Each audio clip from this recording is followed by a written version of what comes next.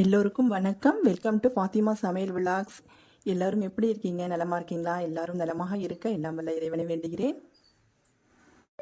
இன்னைக்கு நம்ம செய்ய போகிற ரெசிபி என்னன்னு பார்த்தீங்கன்னா, இந்த ராகியை வச்சு தாங்க செய்ய போகிறோம். இந்த ராகியில் நிறைய கால்சியம் இருக்குது. இது வந்து ரொம்ப சத்து நிறைந்ததுங்க. குழந்தைகள் முதல் பெரியவர்கள் வரை அனைவரும் விரும்பி சாப்பிடக்கூடிய ஒரு ஸ்நாக்ஸ் ரெசிபி தாங்க நான் செஞ்சு காமிக்க போகிறேன். ஃபஸ்ட்டு அதுக்கு வந்து ஒரு பவுல் ராகி எடுத்து வச்சுருக்கேன். சரிங்களா? இதை வந்து 4-5 முறை நல்லா கழுவிட்டு நீங்கள் வந்து ஓவர் நைட்டு ஊற வச்சுக்கோங்க. நான் ஆல்ரெடி பார்த்தீங்கன்னாக்கா நான் வந்து ஊற வச்சுருக்கேன். ஒரு பவுலில் வந்து எடுத்து நான் நைட்டு ஊற வச்சுட்டேங்க. உங்களுக்கு காமிக்கிறதுக்காக நான் வந்து அளவுகள் காமிக்கிறதுக்கு நான் வந்து எடுத்து வச்சுருக்கேன். இதை ஊற வச்சு நல்லா வாஷ் பண்ணி வச்சுருக்கேங்க. அடுத்து இதுக்கு தேவையான பொருள் என்ன, எப்படி செய்யறதுன்னு வாங்க வீடியோக்குள்ளே போகலாம்.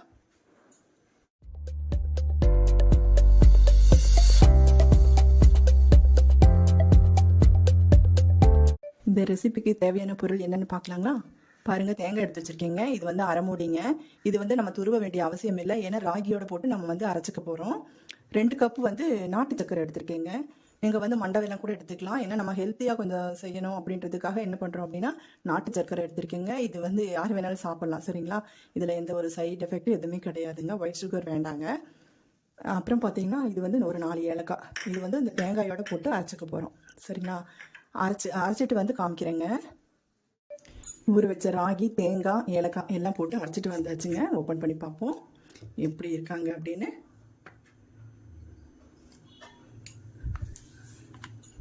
அரைச்சாச்சுங்க, போதும். இதை நம்ம பிழிஞ்சிக்கலாம். பார்த்தீங்கன்னா இதில் 2 கப் தண்ணி ஊற்றி அரைச்சிருக்கேங்க. நீங்களும் அதே மாதிரி அரைச்சிக்கோங்க. தண்ணி ஏறக்குறைய இருக்கிறதெல்லாம் ஒன்றும் பிரச்சனையே கிடையாதுங்க. சரிங்களா?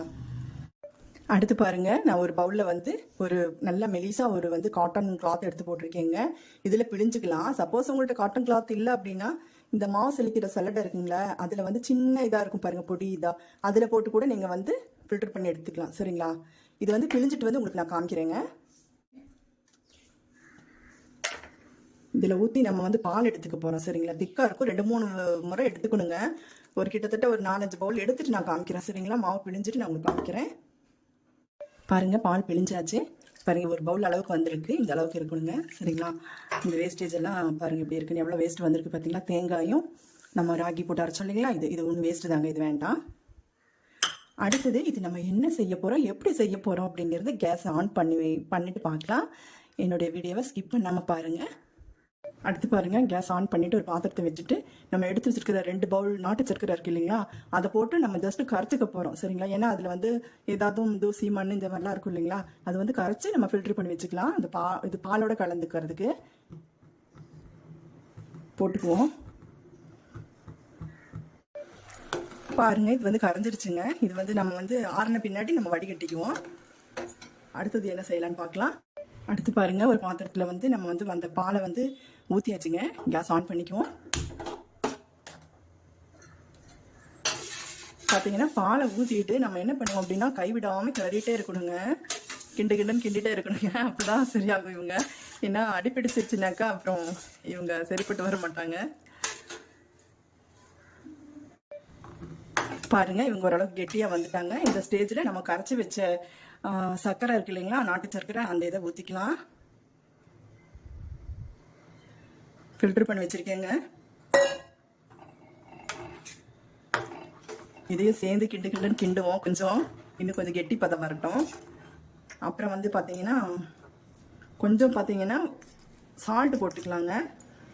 கொஞ்சம் உப்பு போட்டுக்கலாம். ஏன்னா எந்த ஸ்வீட்டு நம்ம செஞ்சாலும் கொஞ்சம் உப்பு போடணுங்க. அப்போ தான் அதை வந்து எடுத்து காமிக்கும். அந்த ஸ்வீட்னஸ் வந்து நமக்கு தெரியும்.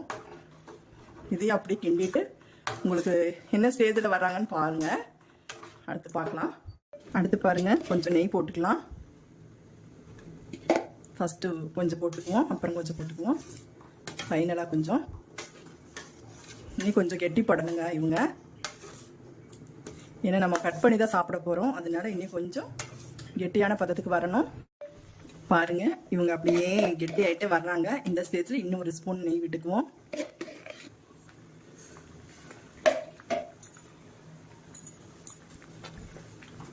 இன்னும் கொஞ்சம் கிண்டிக்கலாம்.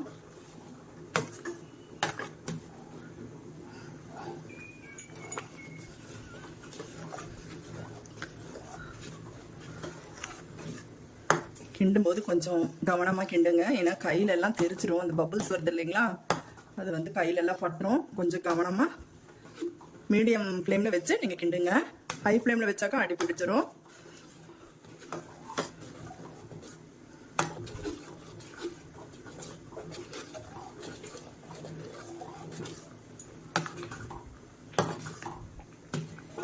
இது ரொம்ப ரொம்ப ஒரு ஹெல்த்தியான ஒரு ரெசிபிங்க. குழந்தைங்க பார்த்தீங்கன்னா செஞ்சு வச்ச உடனே எல்லாம் காலி பண்ணிடுவாங்க. அந்த அளவுக்கு ரொம்ப ஸ்வீட்டாக இருக்குங்க. அது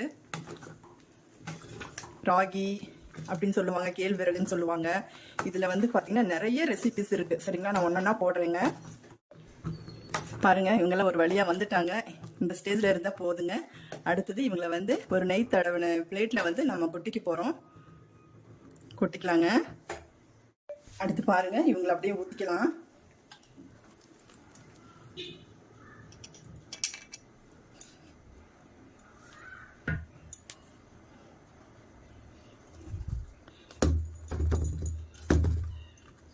இவங்களை நல்லா ஆற வச்சிடலாங்க. இதுக்கு மேலே கொஞ்சம் நட்ஸ் எல்லாம் போட்டுக்கலாம்.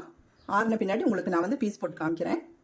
அடுத்து பாருங்கள், இவங்களை வந்து அலங்கரிக்கிறதுக்கு கொஞ்சம் பாதாமும் முந்திரியும் வந்து ஸ்லைஸ் பண்ணியிருக்கேங்க. இவங்களை அப்படியே மலைச்சாரல் மாதிரி அப்படியே தூவிக்குவோம்.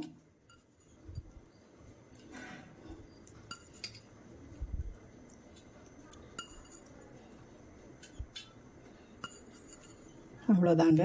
இவங்களை டிஸ்டர்ப் பண்ணாமல் அப்படியே இருக்கட்டும். ஆறின உடனே நம்ம வந்து பீஸ் போட்டு காமிக்கிறேங்க. பாருங்கள், சிம்பிள் அண்ட் டேஸ்டி அண்ட் ஹெல்த்தியாக ஒரு ஸ்வீட் ரெசிபி ரெடி பண்ணியாச்சுங்க. இது பார்த்தீங்கன்னா செஞ்சு வச்ச உடனே காலி ஆகிடுங்க. அவ்வளோ ஸ்மூத்தாக இருக்குது பாருங்கள், எவ்வளோ நல்லா இருக்குது பாருங்கள்.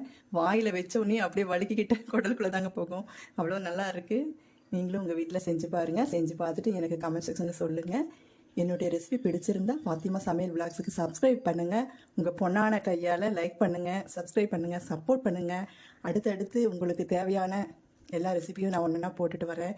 பக்கத்தில் இருக்கிற பெல் ஐக்கானை கிளிக் பண்ணுங்கள். அப்போ தான் உங்களுக்கு என்னுடைய ரெசிபி நோட்டிஃபிகேஷனாக வந்துகிட்டே இருக்கும். தேங்க்ஸ் ஃபார் வாட்சிங். எல்லோருக்கும் நன்றி, வணக்கம்.